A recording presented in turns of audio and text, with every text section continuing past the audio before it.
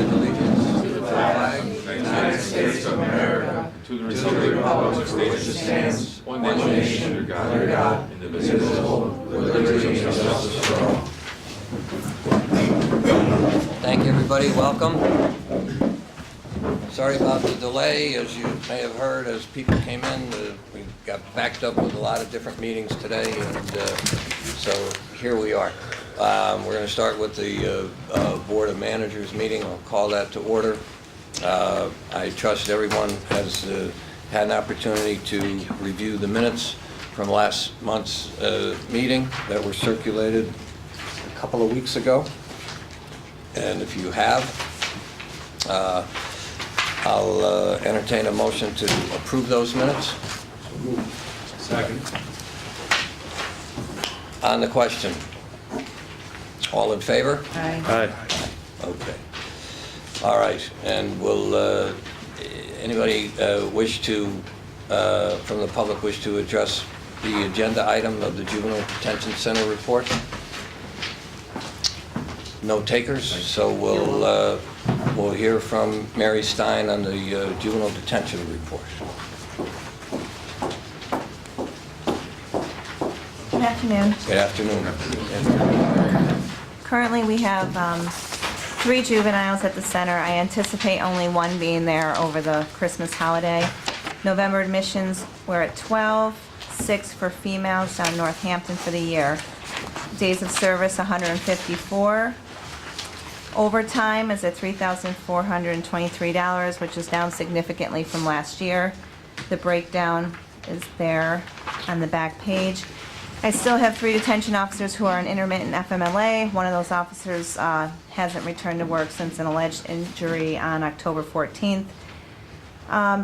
This is not on the agenda, but on Tuesday, Seth Bloomquist, he's federal juvenile justice. He comes in annually to perform a detention center annual audit for juvenile courts and the paperwork. It was the first time he could ever recall in history, he said, that the center's paperwork was 100% in compliance. Congratulations. Good job.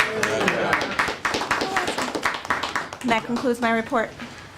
My recommendation. Yeah. Any questions for Mary? Thank you very much, Thanks. Mary. Merry Christmas. Thanks. Merry Christmas. I'll note that the overtime is under budget, so that's a great job. Great job. All right. Anybody from the public wish to address the board on the Board of Managers? No one stepping forward. Okay. Any business from any of the members of the Board of Managers? If not, I'll entertain a motion to adjourn the Board of Managers meeting. So moved. And a second? Second. On the question, all in favor? Aye. Any opposed? Okay, the Board of Managers meeting is adjourned. Now we'll move on to the call to order the prison board meeting. And again, I trust that everybody's had an opportunity to review the minutes that were circulated a couple weeks ago. And if you have, I'll entertain a motion to approve those minutes. So moved. And a second? Second. On the question? All right, all in favor? Aye. Any opposed? The ayes have it. The minutes from last month's meeting are approved. Anybody from the public wish to address the board on the agenda items only? Okay, no one stepping forward. So now we'll... I would like to ask the board to adjourn into executive session for a few minutes on a matter of legal importance that I want to talk to. So moved. We have a second? Second. On the question, all in favor? Aye. Ladies and gentlemen, I'll ask you to step outside. It'll only be a minute.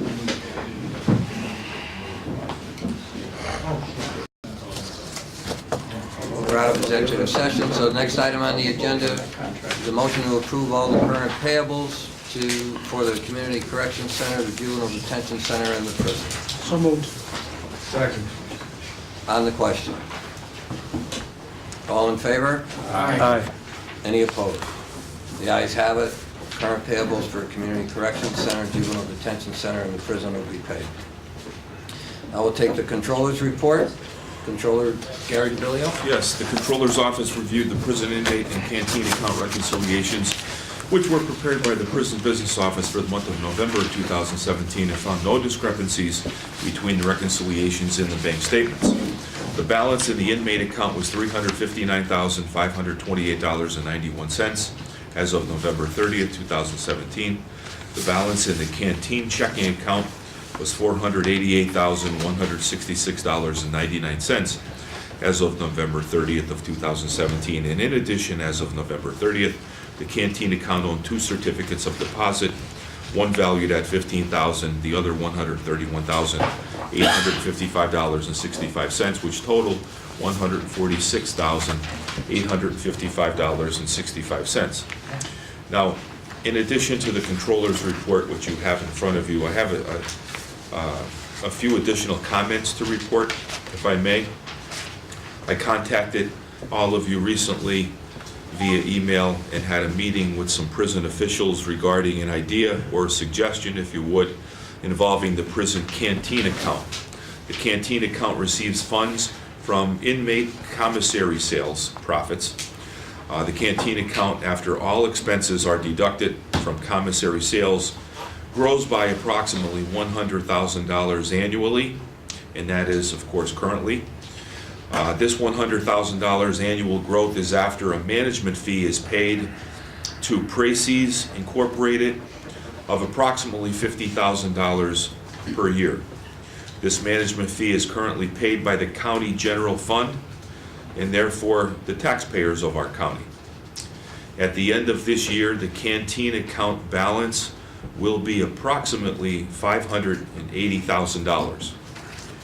In my opinion, the canteen account is currently healthy enough to handle the payment of the Precies management fee by itself and out of its balance, and still grow by approximately $50,000 annually, thus saving the general fund and the taxpayers of the county about $50,000 annually.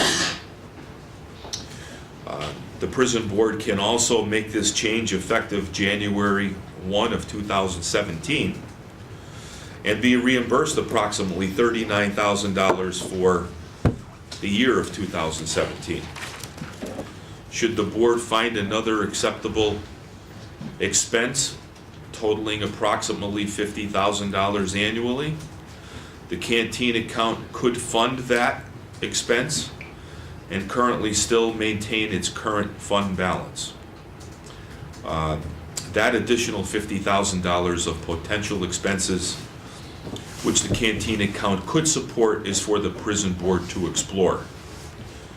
Other topics which I mentioned in my email, I will bring up at our next meeting. And that concludes my controller's report. Good job, Gary. Thank you very much for trying to help Good the job, Gary. taxpayers out. Yeah, Good job, very Gary. Good job. Okay. Thank you. I'll entertain a motion to approve the controller's report. So moved. On the second? Second. On the question. Anybody have any questions for I have a Controller comment. I'd DeBillio? just like to thank you very much for your work and thanks for meeting with me and explaining all this. And Well, that's our pleasure, and I want to thank my chief internal auditor, Reggie Mariani, Absolutely. and Jermaine Halkoski, my deputy, for their work, and Elaine Kingsley, one of our auditors, Terry Rizzo, one of our auditors. So appreciate what they do. Gary, good job. You and your staff did a great job. Absolutely. Always a pleasure to deal with. Thank you. Okay, so we have a motion and it's seconded on, all in favor? Aye. Any Aye. opposed? No, the ayes have it. We'll approve the controller's report. Next will be the Community Corrections Center report from Director Jeffers. Can we do a separate motion on this proposal? Yeah, can we do that now or do we have to wait till new business? Can we make a motion? Yes. Each is consider it right now. Revisit it? I was going to make the motion. to- Afternoon, Mr. Jeffers. Afternoon, Board. I didn't think we could. Thank you. The Community Corrections Programs Report for November 2017. Item 1, program totals, male work release had 55 participants, female work release had 6. Adult house arrest had 166 participants, and juvenile house arrest had 22. Item 2, our program revenues for the month of November total $90,003.42. Our program's expenses total $135,491.45. Our program's completions, item 4, work release was 14, house arrest was 40. Item 5, our program violations, work release was 5, house arrest was 9. Our program is warrants, work release has 6, house arrest has 2. And item 7, our overall budget for the year, overtime is at 105%, expenses at 91%, and revenue is 107%. That concludes my report for November. Any questions for Director Jeffers?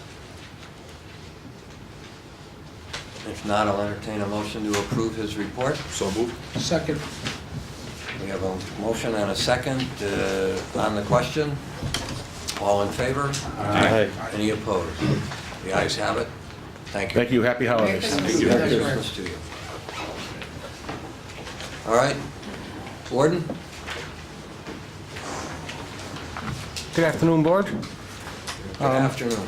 The average daily in-house population for the month of November was 914 inmates.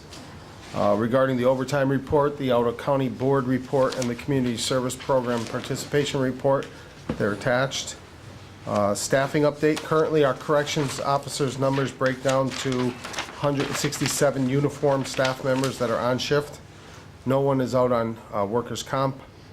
We have 4 other and 9 vacancies for a total of 180 officers.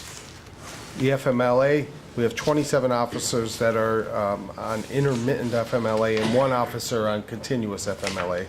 That accounts for 16.4% of the officer population. Budget as of November 30th, revenue is at 96% and expenses are at 87%. Juvenile inmates, currently we're housing 4 male juveniles, no females. Inmates at or past their minimum date, 33. We have 7 with no home plan. 4 of the 7 are in our community service program, so they can eventually get into work release to get a home plan that's acceptable. We have 4 that have had parole denied due to an unacceptable home plan. 15 have recently submitted home plans and we're awaiting parole. And we have 7 who have been remanded for the balance of their sentence. That's the 33. Extraordinary occurrence reports, there were 3 in them since the prison board last met. On 11/21, a county inmate was placed into the restraint chair for officer safety after he assaulted an officer. On December 1st, the county inmate was placed into the restraint chair for his own protection. He was banging his head and kicking the transport van upon commitment to the prison. And on December 11th, a county inmate was placed into the restraint chair after assaulting a staff member by kicking him in the groin. PREA, there were 4 allegations of PREA violations in the month of November. There was 1 that was an allegation of staff sexual misconduct and it was deemed unfounded. 1 that was a staff sexual harassment that was deemed unsubstantiated. 1 was an inmate on inmate sexual harassment charge and that was deemed, if I can untangle my tongue, unsubstantiated. And 1 inmate on inmate sexual assault that was deemed unfounded. Commissary RFP update, the best and final offers have been received and are in the process of evaluation. The board should be provided with a recommendation at the January meeting. Food service update, the submissions are being evaluated and the prison board should be provided with a recommendation also at the January board meeting. And the medical services update, all submissions have been provided to the board. A review committee met and that's something for further discussion. Before I conclude my report, I just wanted to mention, and I know the board did not vote on the GED or the canteen account issue that Mr. DeBillio had mentioned. I just wanted to throw GED out there because I would like the opportunity before the next board to be able to prepare a report for you because I want to get the GED going and I want to see, I do have something from EOTC. I want to see how much that costs because I'd be tapping the same canteen account. And I think what Mr. DeBillio mentions is a great idea, and I'm all in favor of it. And I'm also all in favor of a GED, and I'm afraid that, well, we'll see. I'd like to be able to present the board with a report, though, just to show the financial capability along those lines, if we did both. And with that, that concludes my report. Okay. Any questions? Gordon, when you do that report, could you please give the statistics of actually how many people it's going to help as compared to, and the cost? Okay, I'll do my best on that. That's really hard to project because as we discussed in previous board meetings, we have a lot of turnover. Exactly. So, yeah, I see what you mean by that. I get that, and I'll do my best to show that. Thank you. I think that's encouraging, and I think if we can utilize that resource for the GED program, I'd like to see it move forward. And I believe we have a lot of success with programs put on by EOTC, is that correct? Yes, yes. I mean, the programming, and they can back it up with statistics. It's tremendous regarding reducing recidivism.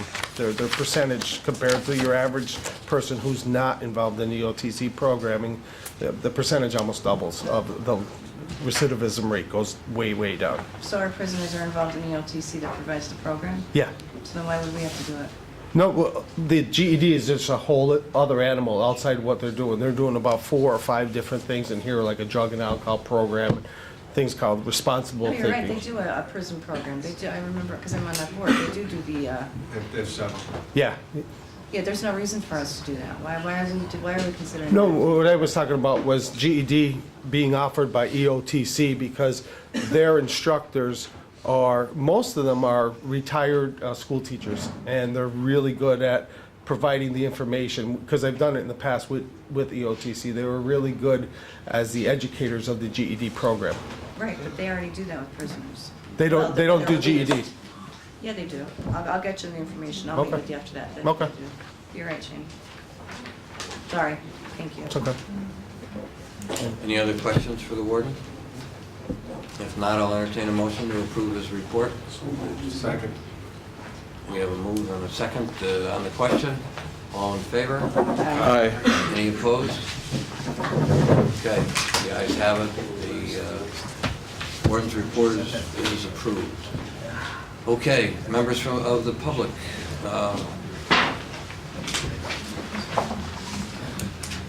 My name is Eric Schubert.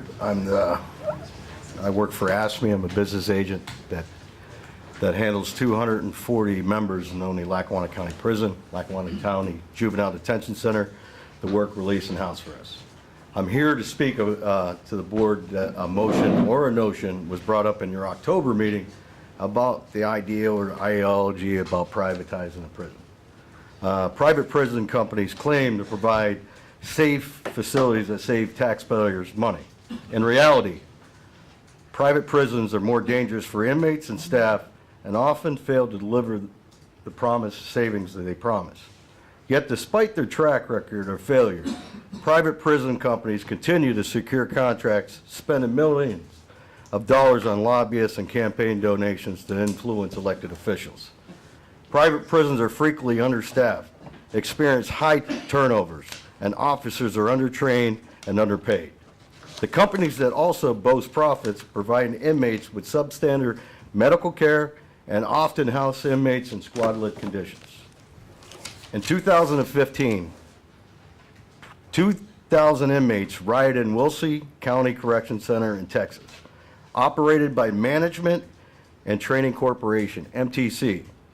The uprising, ignited by MTC's failure to provide basic medical care, excessive use of solitary confinement, and disgusting living conditions, took 2 days to subdue and render the facility uninhabitable, requiring all inmates to be relocated. In 2014, the FBI launched an investigation of Corrections Corporations of America, CCA, America's largest private prison, over the operation of Idaho's state correction institution, nicknamed the Gladiator School, by inmates. The prison had 4 times the number of inmate assaults than the 7 other state prisons combined. An external audit found that CCA employees falsified reports to conceal 26,000 hours of understaffing in 2012 alone.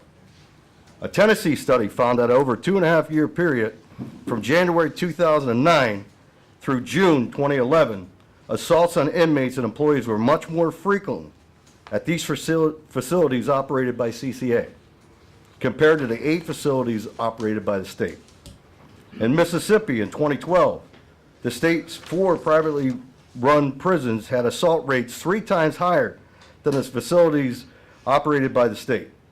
The most recent nationwide Bureau of Justice Assistance report comparing public and private prisons found that nationwide, private prisons had a 65.8% more inmate assaults and 48.7% more assaults on staff than public prisons. Private prisons are operated for one purpose: to maximize profit for their investors. Even though private prison companies are incentivized to slash spending on staff, medical care, rehabilitation programs, they often fail to deliver on the cost-saving promise to the taxpayers.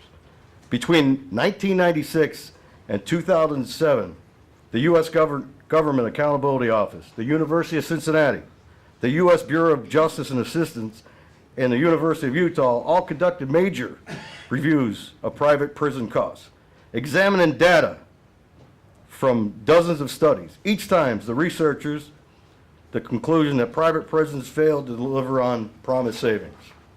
Private prison companies also manipulate contract terms to lock in profits. These strategies include bed guarantees that require states to keep a facility full or pay for unused beds, and the ability to cherry pick less expensive inmates, such those without medical or mental issues. In Ohio, CCA purchased the Lake Erie Correctional Institution in 2011, negotiating 90% of bed guarantee. The company quickly jammed in an additional 300 beds in the facility to lock in additional profits, leading to crowded conditions that contributed to skyrocket assault rates. The facility grew so violent in 1 year, local law enforcement officers responded to 4 times as many calls from that prison than in the previous 5 years. Also, a private prison, employees earn lower wages. That contributes to high turnover ratio and ability to control, to contribute to the local economy. While profits are sent out of the community to executives and shareholders, often financing is structured in a manner that leaves the community stuck paying off the debt if a private company decides to pull out. A 2013 study from Washington State University found that privatization of prisons often has a negative impact on employment prospects in the host counties. Private prisons typically fail to deliver on the promised cost savings, even though the median wage at private prisons are more than 25% lower than those at the public facilities. With privatization, the local economy loses the economic benefit that comes with a fairly paid public employee spending their paychecks locally. The closure of Willacy County Correction Center in Texas in 2015 had left hundreds unemployed and eliminated 25% of the county's budget. The county is now at risk of defaults on all its debt, and the bonds are considered junk by the rating agencies. Littlefield, Texas, a community of over 6,000 residents, has been paying $1 million per year since 2009 to cover the debt and management costs for an empty prison after the GEO Group pulled out of the facility, eliminating 100 jobs. Private prison companies also have spent millions on lobbying and campaign contributions to secure contracts to manipulate the public policy. The profit motive and incentives, corruption, exposing the most vulnerable to abusive settings. We can take, for example, our sister county and Luzerne County, the Kid for Cash. In Pennsylvania, the 2 judges accepted more than $1.6 billion in bribes and kickbacks to orchestrate the closure of the county's public detention center, facilitating the construction of a private facility, and sentenced thousands of children and teenagers, some as young as 11, to facilities. To increase their earnings, the judge routine ignored requests for leniency from prosecutors and probation officers. So, just in general, that we're saying, obviously, you hear from my tone of voice, we're not in for privatization. We have good employees here. They come here and do their job. And the notion to say that you want to privatize this is when this county is making money in certain aspects on the prison. Thank you for your time. Merry Christmas, happy holidays. Thank you very much. Yep. What was your name, sir? Eric Schubert. It's SCHUBERT, and I work for ASME. What is it? SCH, No, not your name. What's the group you work for? I can't- work for ASME, The the American union that Federation of represents. State and County Municipal. Oh, there's an F in there, AF? Yes, AF. Yes, thank you. Have a good day. thank you. How come he's not staying to listen to my response? Who's next? Joan? You had a birthday since you were here last. But we're not You're gonna not sing supposed to you. say. Joan Hoda wanted Scranton. I've got two things. I wasn't going to talk, but you pushed my buttons. First of all, I want to compliment the warden on continuing to look into the possibility of reestablishing the GED program.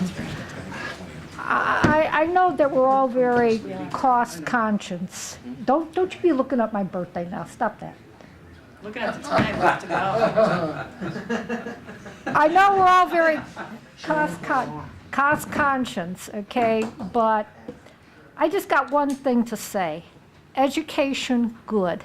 Ignorance, bad, okay? As a victim of a robbery in 2015, you know, you think about these things, and if you could prevent one inmate from coming back through these doors, it's going to be worth it. I will also say that as we revitalize a library system within this prison, if there's anything we can do to complement your GED program with books, we'll find them, okay? Because like I said, education good, ignorance bad. The other thing is that report on the privatization of prisons. If you go down to Washington and you go to the IRS headquarters, you'll see emblazoned over the front entrance. Taxes are the price we pay for civilization. I believe in privatization when it makes sense, but sometimes for certain functions, we do have to pay taxes, okay? And where privatization may look like a good way of saving money, if it doesn't perform the public function that we need, I would not support it. I think you have to look on that. It's not going to be more than dollars and cents. There's a moral and ethical responsibility here beyond the money. So be very careful if you go down that road. Because remember, private companies, their mission in life is to maximize profits. It's not to serve the public welfare. So you can privatize a school like Scranton Prep that the Jesuits run, okay? But remember, they take a selective number of students. They don't take special needs students as a rule, okay? Public schools, they take all students from the most wonderful genius to the most challenged student. And we pay taxes to support that system, and it's much more expensive than a situation like Scranton Prep. So again, Warden, congratulations, and you have my respect for not dropping the GED ball, but taking a very hard look at it. And I hope that you can find a way to do it. Thank you. Thanks, Joan. Thank you, Joan. Merry Christmas.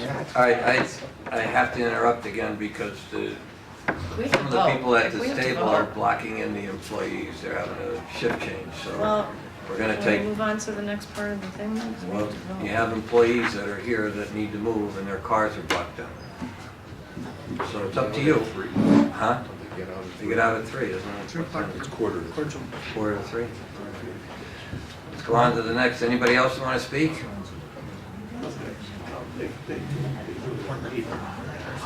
Huh?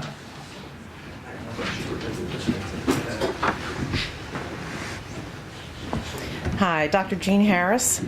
I have a couple of questions. I don't know if you can answer them for me. The first one is, what is the canteen account supposed to be used for? Is it supposed to be used for administration, or is it supposed to be used for the good of the inmates? Using it for the GED program sounds like that's for the good of the inmates, which is what I believe that fund is for. Managing the fund is just an obligation that the prison and the county has. The money should be not spent on managing the fund, but should be going to prison inmates' benefit, such as a GED program. The, I think, just to respond to that, I think the controller indicated that the management of the funds resulted in a $100,000 gain. So if the funds aren't managed, they're not. I'm not saying not manage them, but legally, and my question is legally, are they allowed to be spent on the management of the fund cost?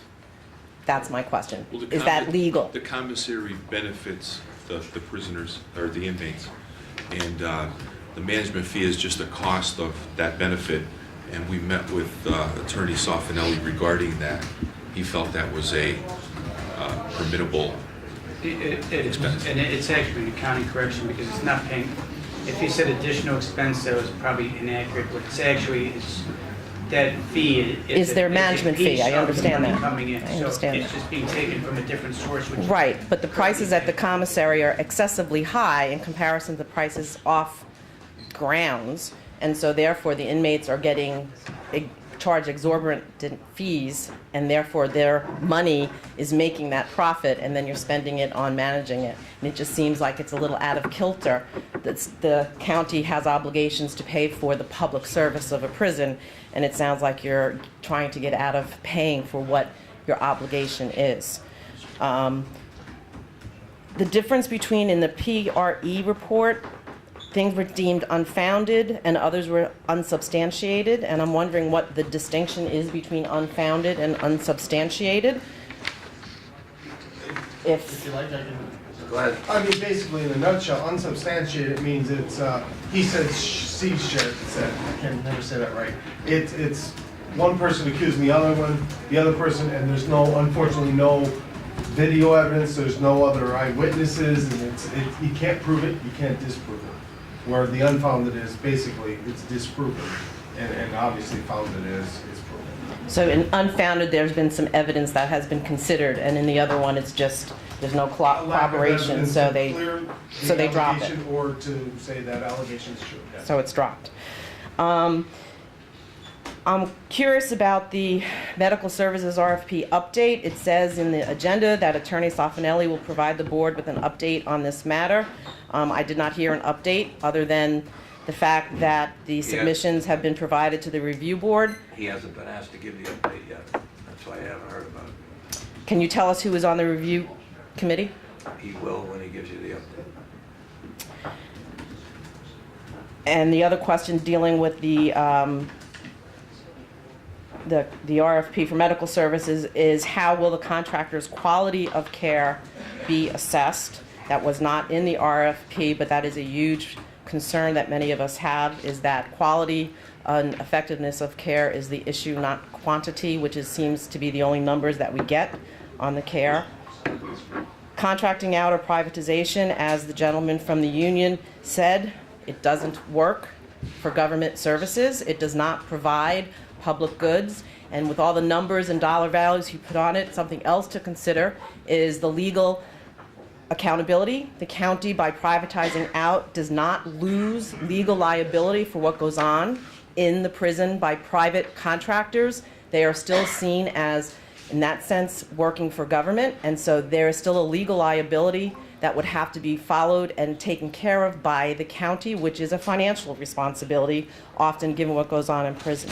Okay, And if so, you remember when that was brought up, there wasn't a second to the motion, so there. well, there's clearly one member who would still like to see it happen, so I think it's relevant to talk to why we shouldn't, and she's not in the room. Thank you. You're welcome. Anybody else? Yeah. Will there be an opportunity to comment after Attorney Soffinelli gives his report? Sure. It's hard to anticipate what his report will be. Okay, thanks. Anybody else? Okay.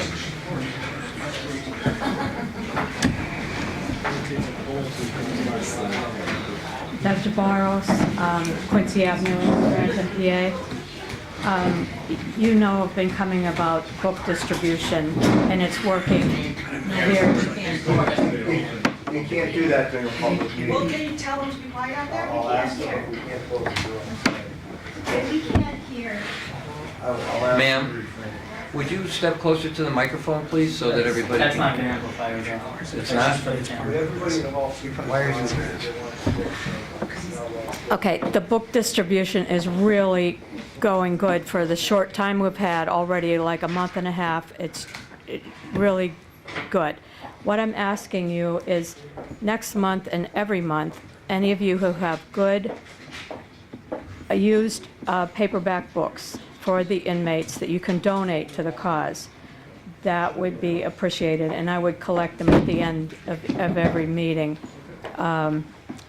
And just to give you an idea of what is popular, we have biographies, self-help and spiritual, historical fiction, medical, history, mystery, poetry, and more. Anything that any of you No, can... everything, we got it. Okay. Are they just paperback or do you want? Yes. Okay. Paperback only. Thank you. Thank you. Anybody else? Sheer. Sheer blocking somebody and that's what they get you. You blocking You're blocking somebody. Oh, I'm blocking somebody? That's what they're telling me. This I'm is gonna sorry. keep happening. No, it's okay. They're giving me a fix. Were we at the, I don't sure we did. Here, tell them to this. Yeah, have your keys? Yeah, tell them they can move. Thank you. Yes, sir. Yes, I'm not gonna. That was a good throw, too. I get it. All right. Mr. Soffanelli, want to give us your report, please? Certainly. All right, as previously discussed, the RFP went out for comprehensive inmate health care services at the facility. At the request of Lackawanna County, a committee consisting of Commissioner Cummings, Chief of Staff Andrew Wallace, Warden Tim Betty, Deputy Warden Dave Langen, Thomas Durkin, Kevin Mitchell, and myself reviewed the sole three proposals submitted in response to the RFP. The committee reviewed the proposals submitted by the current provider Correctional Care, Inc., Connections Community Support Programs, Inc., and Correct Care Solutions, LLC. After reviewing the written proposals submitted in various discussions and meetings among committee members in the committee, it was determined that all three submissions were compliant with the terms of the RFP and proposed the required services. The committee considered each company's approach and plans in meeting RFP requirements, the financial stability and capability to provide the services, the qualifications and experience in completing contracts of similar size and scope, the correctional experience of the company, the scope of the services offered, and the cost of the proposals. It was the unanimous conclusion of the committee to recommend that the contract be awarded to Correctional Care, Inc. Among the reasons for this conclusion was that CCI provided the most on-site physician and high-level provider care presence and staffing at the facility.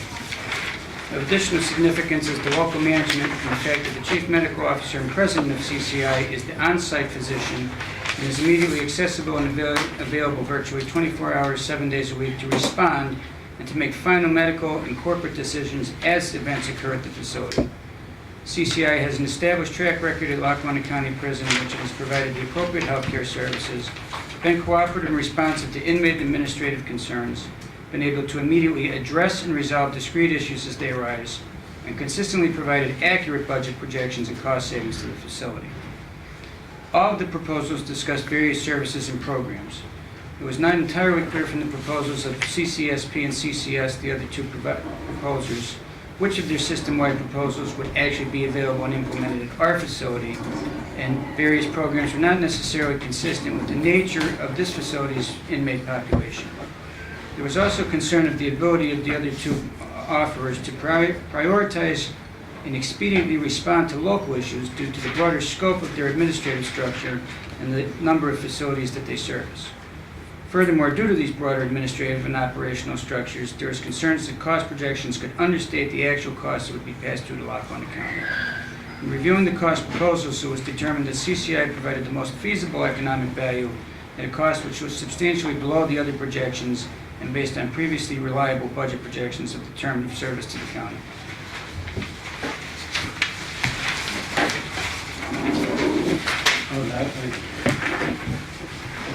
Members of the business, on that report, I would like to make a motion that we provide that contract with TC.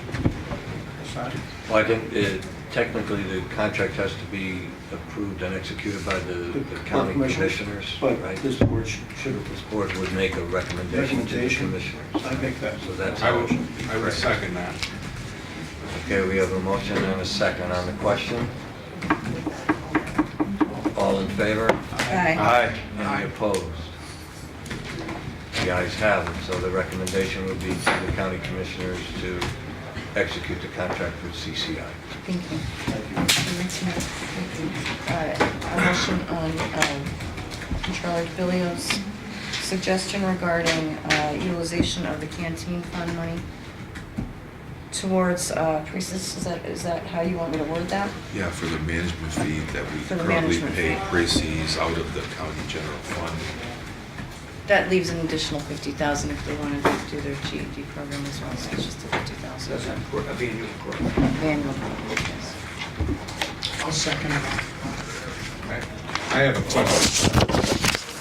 We've used that money in the past, such as to replace or repair the work release center. Would we be on pace to be able to handle projects of that scope in the future, Gary? I believe so. There's approximately going to be about $580,000 in that account as of the end of the year. And I think that would be sufficient to be able to handle an expense like that in the future. Now, are you just using Mr. the Durkin? income from that account? It's only a one-time fee, correct? I'm sorry, Commissioner, I didn't hear you say. The amount for Precies, that was just a one-time fee, that's not an additional every year? That's correct. The just a amount, one-time. I believe Controller DeBillio referred to approximately $39,000 that was paid in 2017. Those fees for Precis are for them to assist us in managing the RFP for the commissary services, not for their management of the commissary services. Once they've provided us with the backflows that the warden referred to, and we make a decision, we'll enter into a contract with a provider for commissary services. Having done that, we may choose to enter into another contract with Precis for them to help us manage the commissary program, but that contract is just potential in the future, and the roughly $50,000 that the controller was referring to was for the fees to assist us to get through the RFP. So it's not a continuing annual fee.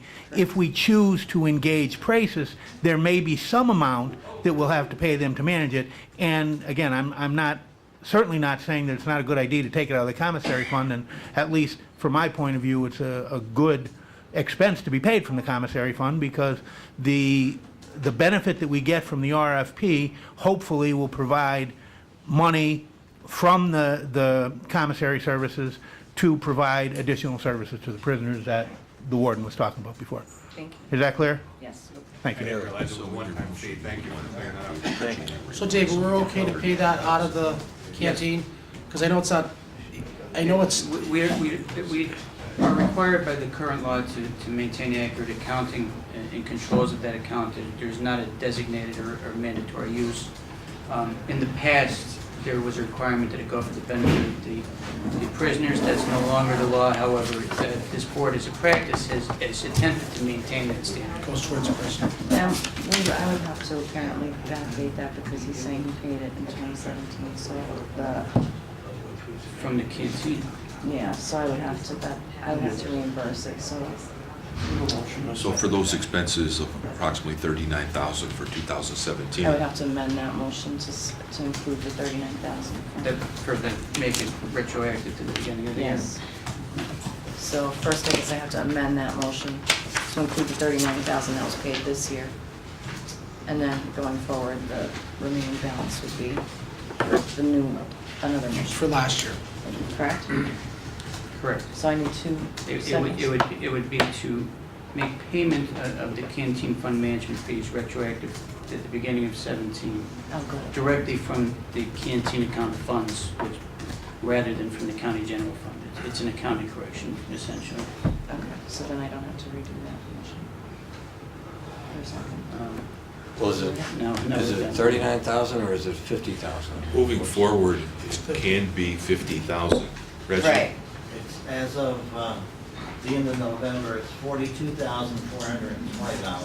Well, I thought it was a one-time thing. I didn't think it was No, it's every annual. month. Every month they take a. There's a percentage of fee sales. From the commission. And for some reason, when they collect the dollar, instead of taking the commission out of it before they deposit it, it all goes in, and then rather than being paid from that account, the county fund's paying whatever the commission is on the money. So they would keep it internal, is what he's trying to say. So as you get the commission is coming from the money that actually generated the commission. And it averages about $50,000 annually. Reggie, did you say every month it comes out? Yes. That's the way the Traces chose to be paid for their contract, is what the end said. So it is going to be 50,000 annually on average. If Is it that's gonna going be to annually, continue Tom? into the future, like You Mr. told me it was Dirk, gonna be just a one-time fee. Excuse me, I'm sorry. will that expense continue into the future? It Mr. will Dirk? not.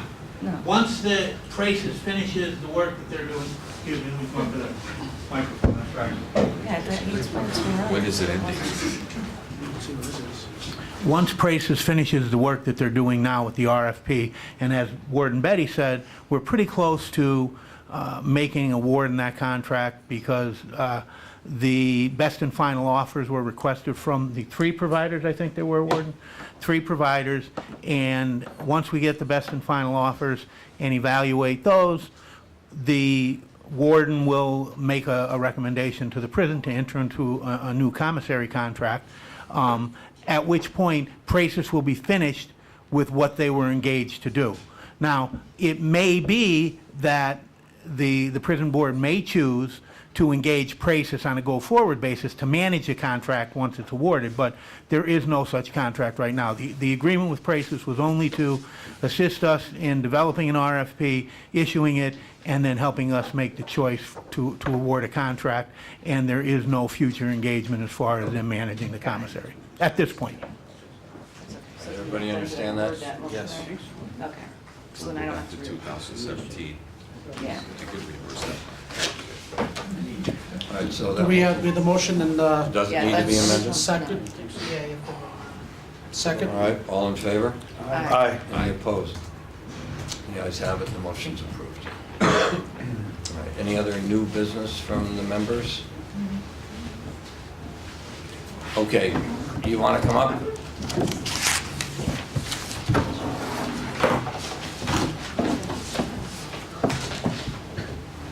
Hello, I am Dr. Stephanie Bressler, and I'm from Scranton, and I am representing Progressive Women of Northeastern Pennsylvania.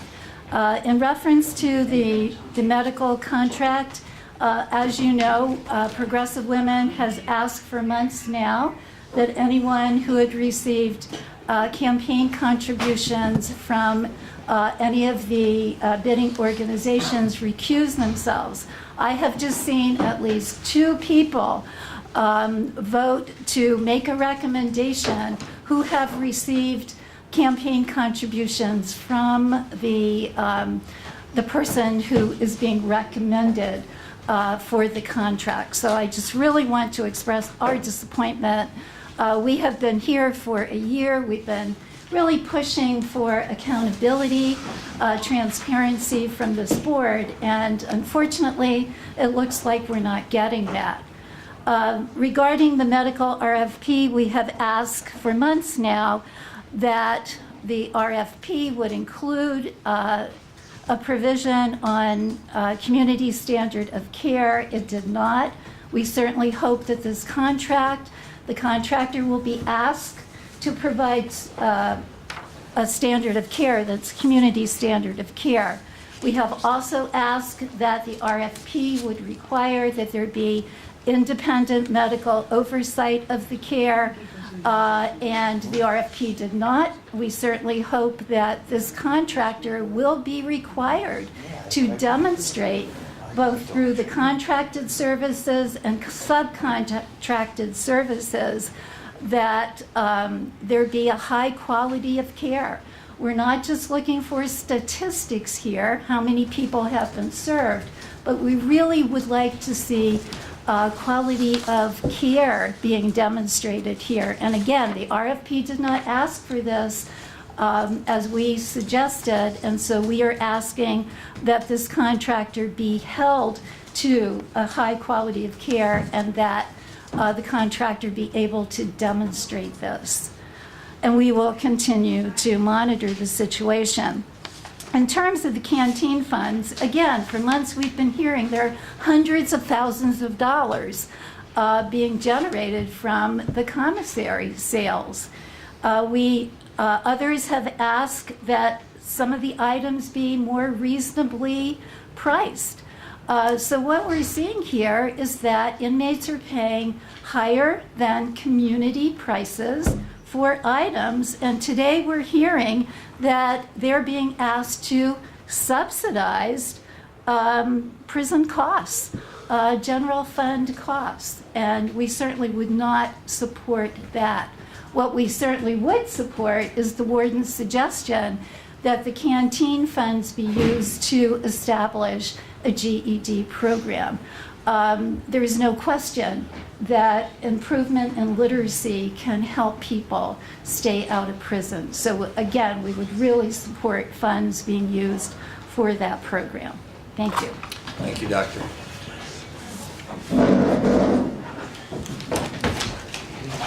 Okay. Motion to adjourn? No. If you want. What? I'll take, any other business?